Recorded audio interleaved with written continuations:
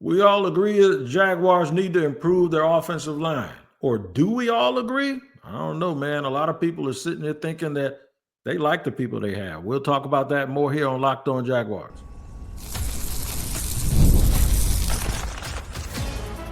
You are Locked On Jaguars, your daily Jacksonville Jaguars podcast. Part of the Locked On Podcast Network, your team every day. Yeah, that's right. It's your team every day here on Locked On Jaguars. We thank you for making us your first listen. I'm Tony Wiggins, the host of the Locked On Jaguars podcast. You can find wherever you get your podcasts, wherever you watch them or wherever you listen to them. Make sure you tap into that location each and every day so you do not miss an episode of the show. We are talking offensive line today. We have previously talked edge rushers and wide receivers. We're talking offensive line today and trying to figure out whether or not the Jaguars actually need to upgrade their line. And I'm laughing because I can't believe we're having that discussion. How do they do it? So by the end of the show, you'll find out when over why. Like, it doesn't matter the reason that they actually go out and get certain players, but when they do it is going to be the real key. Free agency or the draft. Like, if you wait until after free agency, then you're totally dependent on rookies. If you dress it in both spots, you're going to step on some people's toes. Everything or anything. Do they need to fix all of the spots, or do they just need to fix one or two of those spots?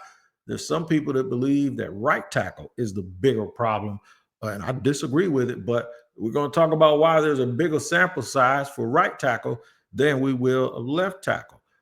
Running the ball is a priority. That's where we're going to start. Running the ball is a priority.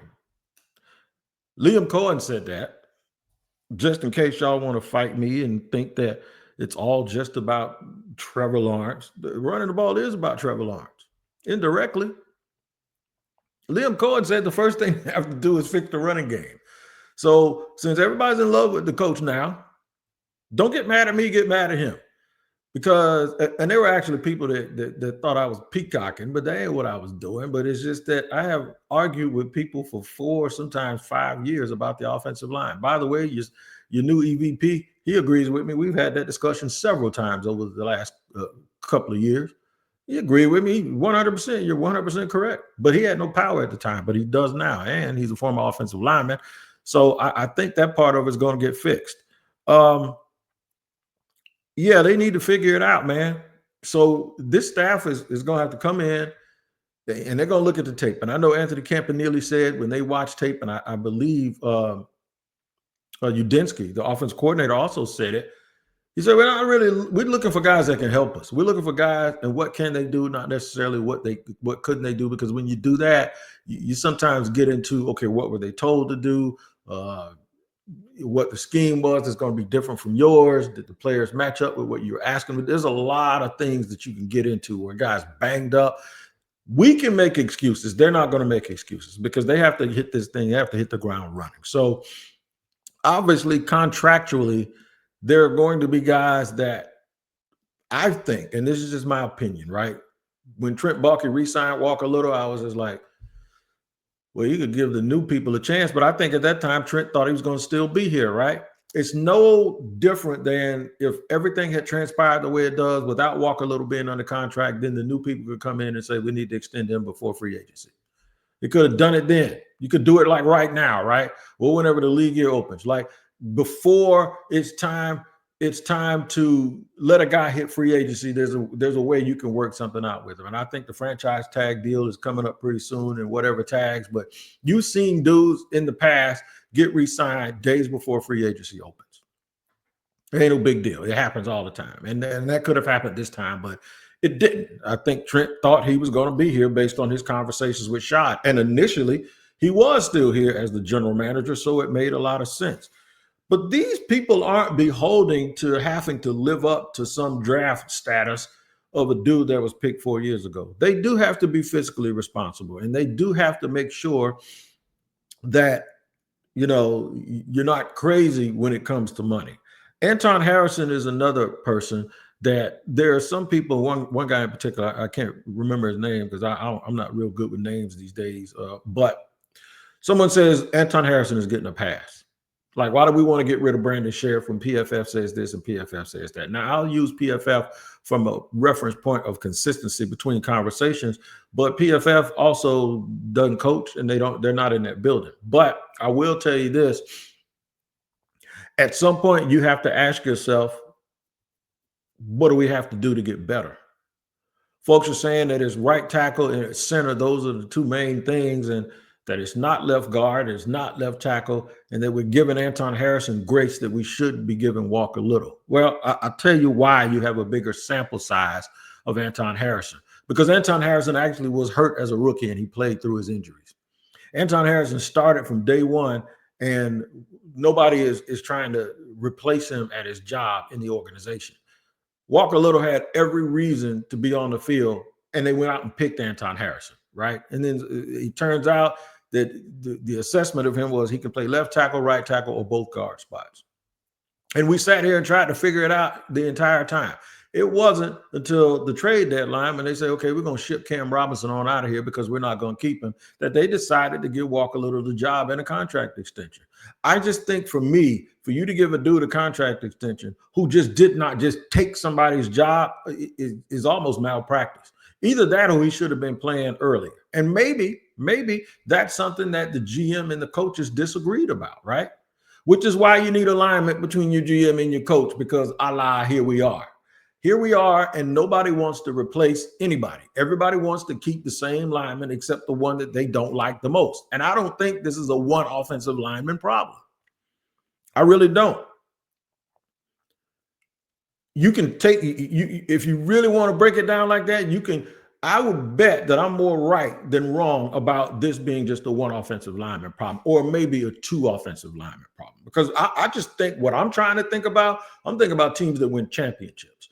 I'm not trying to think about, okay, we'll just get something, a little stopgap to just keep us until tomorrow. No, this isn't you driving down the street, driving down I-10, and you need some fuel to make sure you don't get hungry and you just grab whatever. No, I want you to cook a meal that is going to allow this entire city to have a feast. So don't you go getting me food from a little drive-through place. You go shopping for some good ingredients, and you go in there and you cook and you put a good meal on the table. That's where we're going. And I think the disconnect between me and a lot of fans is they're okay with being just all right. And I'm not. I'm trying to build a championship. So when you get, in my mind anyway, because I don't have a say in all of this, but when you get an opportunity to start fresh like these folks will when they come in here, it doesn't mean that they're going to use a whole bunch of priority resources on people.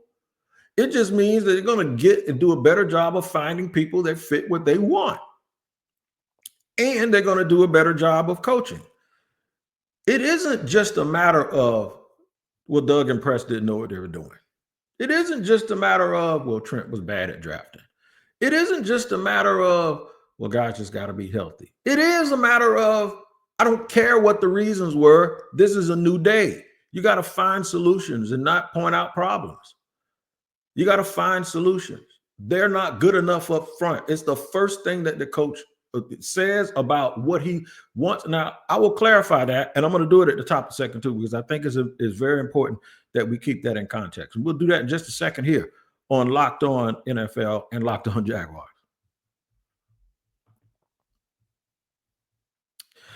All right, today's show is sponsored and brought to you by our friends over at FanDuel. Man, FanDuel is the absolute truth. And just because football is over, it doesn't mean you have to be over with FanDuel, because the NBA action is just getting started. And now this is after the All-Star break. They're really going to go in right now.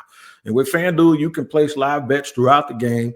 So even if you missed the opening tip or you want to bet on fourth quarter comebacks, you can stay in the action. And if you're looking for a bigger payout, you can even combine your live bets with same game parlay, and that's how you make more money. I love using FanDuel's betting feature, the live betting feature, because it keeps every moment of the game exciting, whether I'm backing my team for a late game rally or picking a player to hit a clutch three. I never feel like I missed my chance. Plus, the app is easy to use, and when you win, you get paid instantly. I love that cash out feature too, man. Right now, new FanDuel customers can get $150 in bonus bets if your first $5 bet wins.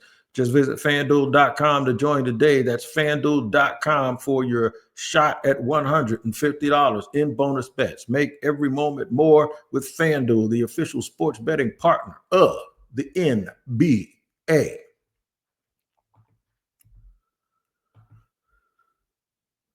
All right, man. Right here on Locked On Jaguars, where it's your team every day. We thank you for making us your first listen. We talk about the offensive line before I start mentioning names. I just have to iron some things out. When I left, I was just talking about the fact that Liam Cohen says everything starts up front. We got to be able to run the football, right? That could very well mean that is his overall philosophy of football. That doesn't necessarily mean that while he was standing there at the podium accepting the Jaguars job, that he had already assessed the offensive line and said, we got to fix the line. I didn't get that that's what he said. I think what he said was everything starts up front, which could validate or verify the way I feel, or it could mean something totally different. It could mean that they just need to play better. It could mean that the emphasis on the offensive line is going to be the first thing that they do. He even mentioned this. When we break the huddle, they need to see us coming. That makes it sound like he's going to get a whole bunch of big people like Philadelphia. It could just be that when we break the huddle, we break with a different energy, and we are here to move people off the ball. And whereas you could emphasize running the football, but really, really, really not be in on just going out and mauling people to death, right? You could do it with pulling, you could do it with scheme, you could do it all that. But I'm here to tell you that I think what he was trying to say was we need to be bigger and physical and nasty on the offensive line. That's what we need to do. So I looked at some offensive linemen in both free agency and the draft. Now, we were talking about the economics of it. The economics of it tells you, okay, they don't have $100 million offensive lineman on their team. All right. They don't have a dude out there making $20, $25 million playing left tackle. They do have a $14, $15 million left tackle who's going to start his extension this year. They also have a first-round pick in Anton Harrison, who I don't think he had a good season. I don't think he took that next step. And I think I probably gave him a little bit of the benefit of the doubt after year one because I knew he was playing hurt and he was a rookie. But he didn't take that step in year two. And I don't know if you really look at him as the physical type, right? And I don't think run blocking is his forte. I think it's more pass blocking. So now you got to wonder, how do they feel about him as their right tackle? You have to wonder, what do they feel about Brandon Sheriff? To me, Sheriff was on the ground too much. I know he played a lot, but every time I turn around, 68 was on the ground. And I'm not looking for guys that just didn't get beat. I'm looking for guys that whooped on people. And I think that is another part of the disconnect. Ezra Cleveland, everybody's talking about potential, all of this stuff. Well, he came from Minnesota. Now new offensive line coaches come from Minnesota too. What I will tell you about this, the Minnesota Vikings are not the type of team that lets a 26-year-old left guard just leave the building without offering him anything. And that's exactly what they did. They traded him at the trade deadline. Doesn't mean he can't play, doesn't mean he doesn't have potential. But what it does mean to me is the dudes I'm talking about aren't expendable like that. They're just not. So that's the other thing. And then Walker Little, fans can hit me up all day talking about I'm giving Walker a bad name and I'm saying this about him and I'm saying that about him. No, I'm not. I'm just saying, how many people have you seen standing on the table clamoring for them to put Walker Little in the game when Cam Robinson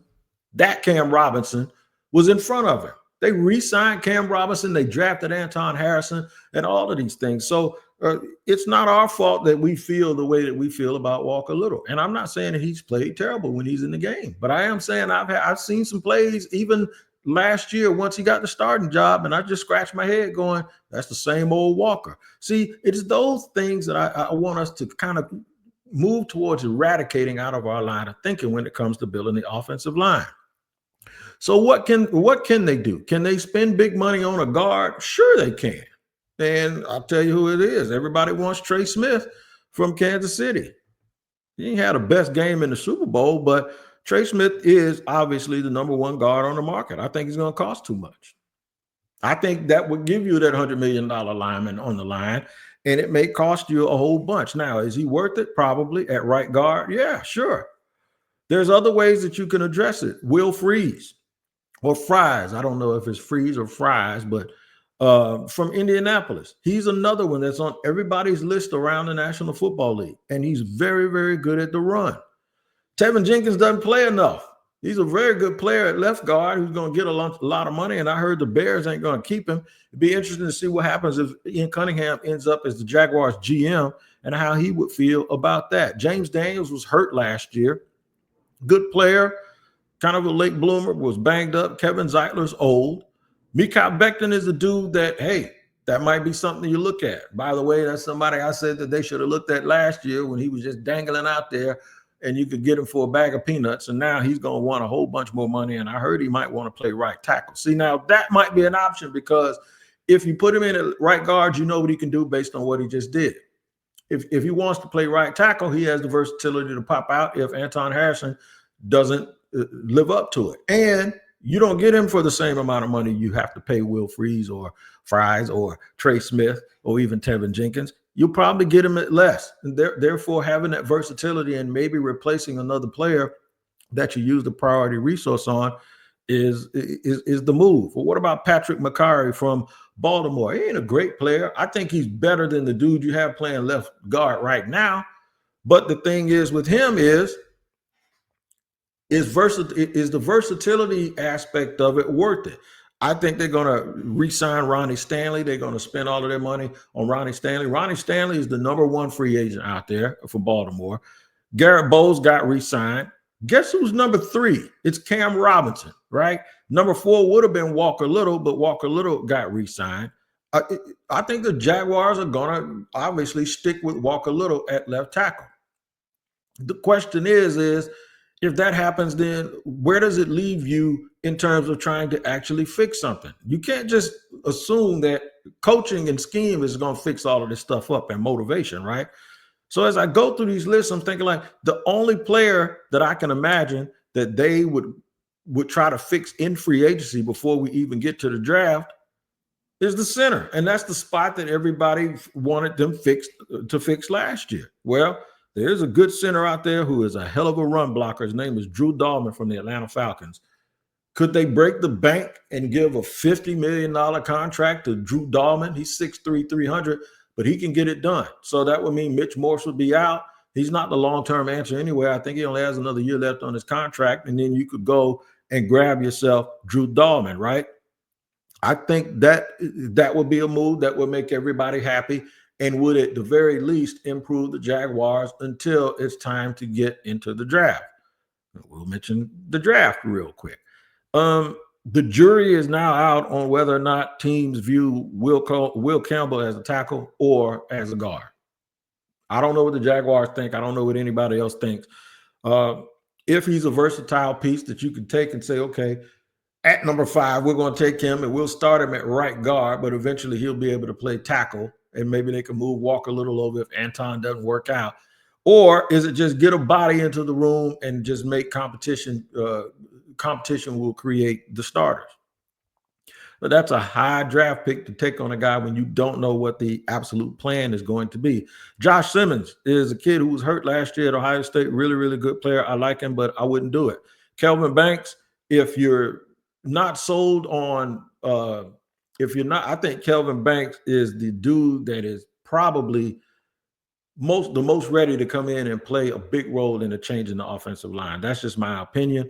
I like Armand Mimbo, also from Missouri.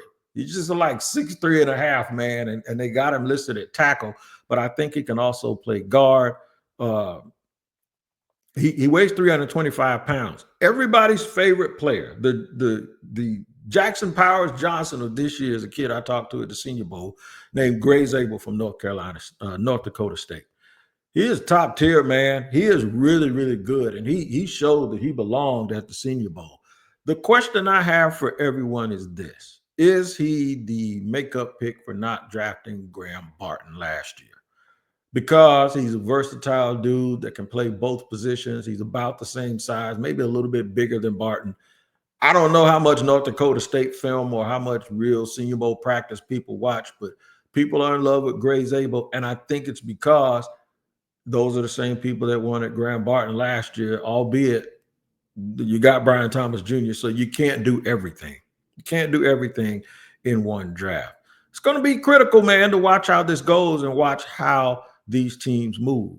I'm going to tell you definitively what I think I would do if I had to make the decisions, and I'll tell you when and why I do it here on Locked On Jaguars.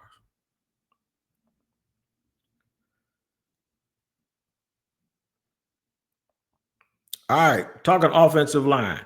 I would actually move on some offensive linemen in free agency. The reason why is because you don't know when you get to the draft who's going to fall and be there. Now, we've given Trent Baalke his credit for how he moved with Brian Thomas Jr. And it always feels like it's worth it when you get your guy and then you move back and now you look up and you got an extra third and an extra fourth round pick this year for the new staff. And then you go, man, that was great. But then when you think about it, I talked to people with the Dolphins organization that told me that there was a real split in their draft room of whether or not they were going to take who they ended up taking, or Chop Robinson or Brian Thomas Jr., because they needed a third receiver who had size, because all of their receivers were 5'11" or 5'10" or shorter. And there was some real talk to just overkill it with speed for Miami and take BTJ. And if that had happened, the Jaguars wouldn't have a dude right now that I consider a top 8, top 9 receiver in the league, and I don't think he's 8 or 9. So you have to be careful with things that worked out in your favor and you were happy about it, thinking that you can duplicate that each and every year, because you just can't. So we can sit here and say all day that we're going to address all of these needs in the draft, but I don't think one player is going to change it. So I would probably go ahead and take Drew Dahlman, or make a run for him anyway in free agency. That way you fix your center position. If you fix your center position, for those that want Gray Zabel, that now changes his priority to maybe playing him at left guard, which is absolutely fine with me. I don't have a problem with it. I've already said that Brad Bredesen, who's going to be a free agent for Tampa, Tampa's probably going to do each and every damn thing that they can to keep him from getting loose and coming here and being a free agent. PFF doesn't even have him listed anyway. But I just think that that's a move. I would go and get Drew Dahlman, the best center in this year's class. And that's just the way I'd move with it. I would go in that direction, because then it gives you some versatility. I would probably look at the top of that second round, and at the very least, twice in the third round, and would really, really start to hone in on several of these other players that might end up being very, very good. One of my favorite guys is Ozzie Trapillo. I've had a lot of people talk about him because he played in a pro style last year with Bill O'Brien. He's a big kid. He's like 6'7" and a half, 6'8", 315, 320 pounds. I think he's going to have a long career. You come in and create competition. At the very least, if you decide after this year that you ain't going to stick with Anton Harrison, you'd have another dude that fits the bill. Another player that people keep mentioning is Tyler Booker. Now, I'm on record saying that Tyler Booker won't be around in the second round, and I'm going to stick with that. And the reason why I'm going to stick with it is because the person that told me that happens to be a person that has an influence on folks getting picked. So, yeah, I'll go and say that I think Tyler Booker is going to be gone. I think he's going to be one of those dudes that leaves early. He's probably going to be gone before Gray Zabel. In my opinion, he's considered number one. There's nothing he really, really can't do. The thing is, though, all of these dudes, when you really, really think about it, they fit the bill of what the Jaguars don't have. The Jaguars, outside of say, Sheriff is a pretty big guy, but not really. He's like he's got dad bod big. The one that they have that looks the part to me is Walker Little. And Cam Robinson used to look the part too. And I know looking the part doesn't mean anything. But what I want to see the Jaguars do is I want them to be big and physical. And when they break the huddle, they intimidate folks.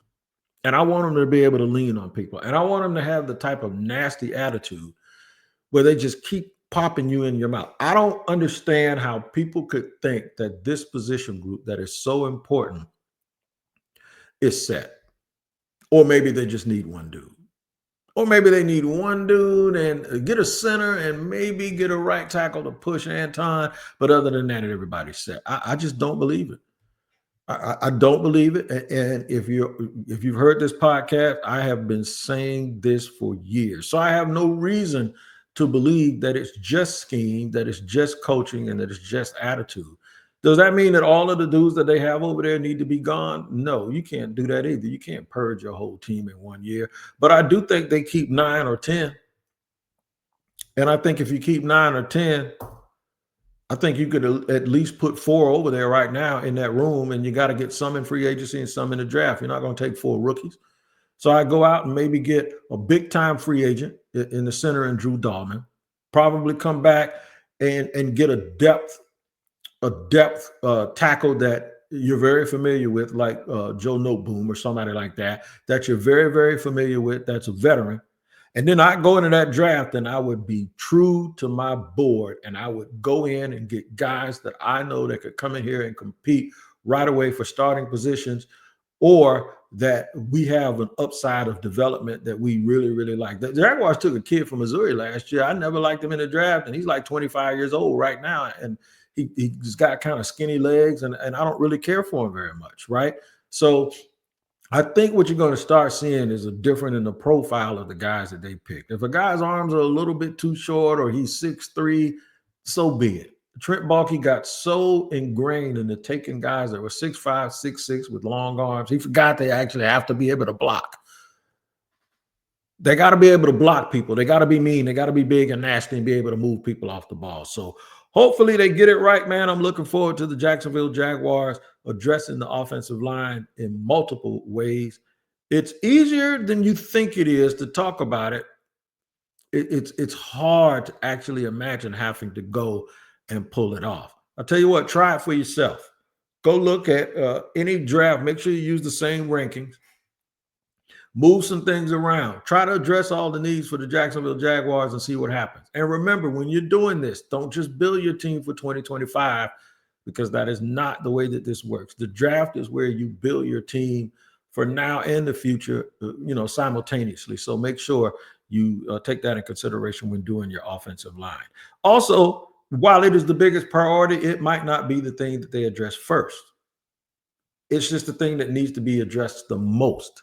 So they may run into an opportunity where getting a wide receiver or getting a corner or getting a defensive tackle or maybe a backup edge, those things might happen first. It doesn't mean that they have a bigger priority than the things that they eventually will do. All right, man, make sure y'all tap in here every day on Locked On Jaguars. Also, you want more coverage, go to Locked On NFL. It's a double dose of NFL coverage that hits you with a double shot of espresso early in the morning with my man Tyler Rowland, the madman, and then me in the middle of the day about 2 o'clock in the barbershop for the second edition of Locked On NFL. Make sure you tap in and check it out wherever you get your podcasts. All right, man, y'all take care. We'll see you next time here on Locked On Jaguars.